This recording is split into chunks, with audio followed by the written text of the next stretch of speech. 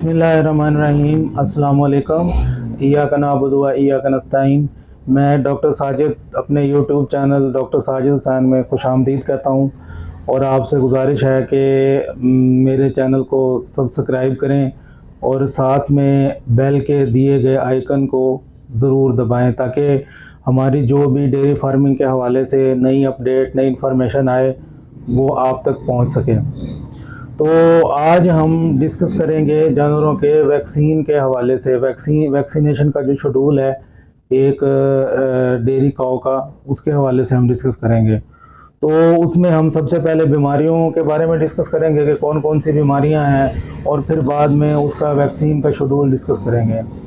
तो जो बीमारियां हैं ये ऐसी बीमारियां हैं, मुज़िब मर्ज़ हैं कि अगर आप इसको वैक्सीन को नज़रअंदाज करेंगे तो ये जानवर की सेहत के लिए जानलेवा भी साबित हो सकती हैं। इसमें जो सबसे पहले सर फहरिस्त है वो है मुंह खुर, जिसको फुट एंड माउथ डिजीज़ कहते हैं और हम अपनी लोकल लैंग्वेज में इसको मुहाड़ा कहते हैं। दूसरे नंबर पे है गलघोटू हेमरेजिक सेप्टिसीमिया। तीसरे नंबर पे है ब्लैक क्वार्टर, जिसको हम चौड़े मार या लोकल लैंग्वेज में कालेबा कहते हैं। तो ये हेमरेजिक सेप्टिसीमिया और चौड़े मार ये दोनों बैक्टीरियल डिजीज़ हैं, बैक्टीरिया की वजह से होती हैं। और चौथे नंबर पे है लंपी स्किन डिजीज़। ये बीमारी वायरस की वजह से होती है, जिसको हम गिल्टियों का बुखार या गिल्टियाँ कहते हैं कि वो जिस्म के ऊपर रोड़े टाइप बन जाते हैं और उसमें जानवर का टेम्परेचर हाई होता है। और फिर इसमें जो पाँचवें नंबर पे आती है वो बोवाइन एफेमरल फीवर है, जिसको हम 3 डे सिकनेस कहते हैं और ये भी वायरल डिजीज़ है, वायरस की वजह से होती है। फिर जो एक हीफर लेवल पे हम वैक्सीन करते होते हैं ब्रूसेला एबॉर्टस की, ब्रूसेलोसिस की, तो वो हीफर की करते होते हैं। तो इसमें हम अब तरतीब वाइज चलेंगे। तो जो सबसे पहले यहाँ पे डिस्कस की गई है वो है मुंह खुर की बीमारी। जो मुंह खुर की बीमारी है जिसको फुट एंड माउथ डिजीज़ कहते हैं, इसकी वैक्सीन जनवरी में की जाती है। और पहले तो ये था कि ये सीज़न स्पेसिफिक थी कि मौसम बरसात में होती थी और मौसम बरसात आने से पहले इसकी वैक्सीन की जाती थी। लेकिन अब ये सीज़न स्पेसिफिक नहीं है, साल में किसी भी वक्त किसी भी दौरानिए में हो सकती है।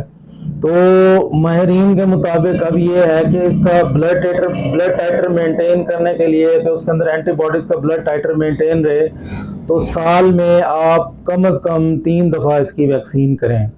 अगर 3 दफ़ा नहीं कर सकते तो 2 दफ़ा लाजमी करें और कोशिश करें कि ऑयल बेस वैक्सीन करें। जो ऑयल बेस वैक्सीन है वो ब्लड के अंदर काफ़ी देर उसका ब्लड टाइटर मेंटेन रहता है। तो जनवरी में करें। अब तो क्योंकि हमारे पास जो ब्लड है एक्जॉटिक ब्लड काफ़ी ज़्यादा है, इंपोर्टेड एनिमल्स हैं, तो वो वैसे ज़्यादा हसास होते हैं, तो उनमें कोशिश करें कि हर 4 माह बाद इसको वैक्सीन को करें। अगर 4 माह बाद नहीं कर सकते तो 6 माह बाद करें, यानी जनवरी में करें, फिर उसके बाद आप इसको जुलाई में करें। जो दूसरी बीमारी है गलघोटू, जिसको हम हेमरेजिक सेप्टिसीमिया कहते हैं, ये बैक्टीरिया की वजह से होती है। तो इसकी वैक्सीन साल में 2 दफ़ा होती है, ये 6 महीने बाद इसको रिपीट करना पड़ता है।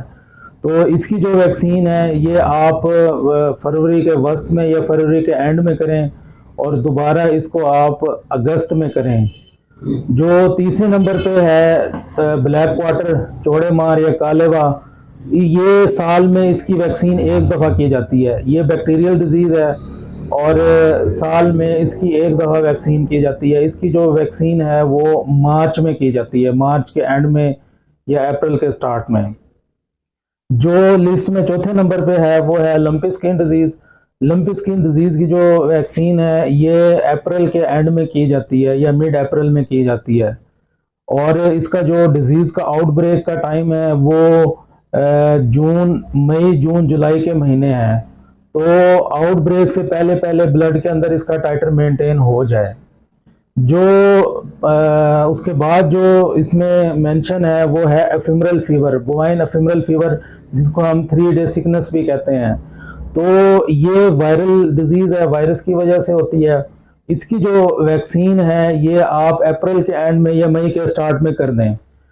ताकि आउटब्रेक के आने से पहले पहले ब्लड टाइटर मेंटेन हो जाए एंटीबॉडीज़ का, और इसके ऊपर जो उसका काजेटिव वायरस है वो इफेक्ट ना कर सके। फिर उसके बाद हमने ब्रूसेलोसिस का जिक्र किया था। ब्रूसेला की जो वैक्सीन है वो जब हीफर की होती है। इसमें 6 माह की जब आपकी हीफर हो तो उसको लगाया जाता है। फिर जब 9 माह की हो तो उसको बूस्टर डोज किया जाता है ब्रूसेला की वैक्सीन का। अब वैक्सीन के हवाले से कुछ एहतियाती तदाबीर हैं जो कि लाजमी जिन पे अमल करना होता है। एक तो जब आप वैक्सीन को ट्रांसपोर्ट करें तो कोल्ड चेन का ज़रूर ख्याल रखें। बर्फ़ के अंदर या किसी थर्मोस वगैरह के अंदर या आइस पैक्स के दरमियान में जो है ना वैक्सीन को रख के आप इसकी ट्रांसपोर्ट करें।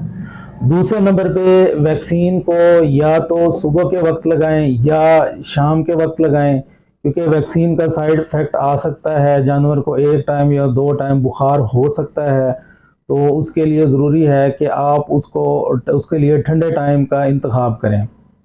तो बाकी वैक्सीन की वजह से जो बुखार होता है उसके लिए बिल्कुल परेशान होने की ज़रूरत नहीं है।